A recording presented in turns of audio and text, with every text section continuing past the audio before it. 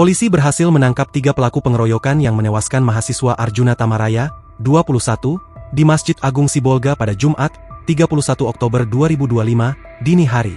Ketiga pelaku yang diamankan berinisial ZP alias A, 57, HB alias K, 46, dan SS alias J, 40, diduga melakukan kekerasan hingga korban meninggal dunia.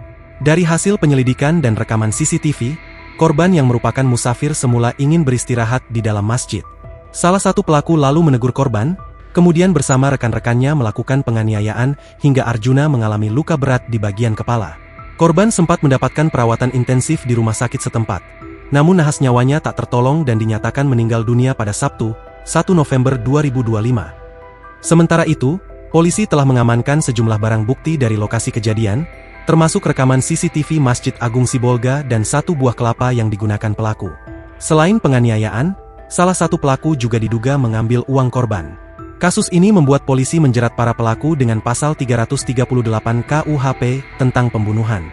Pelaku SS dikenakan tambahan pasal 365 ayat 3 KUHP tentang pencurian dengan kekerasan yang mengakibatkan kematian.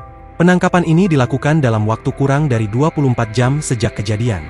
Pihak kepolisian memastikan kasus ini masih terus didalami untuk menuntaskan proses hukum terhadap ketiga pelaku. Download Tribun X sekarang, menghadirkan lokal menjadi Indonesia.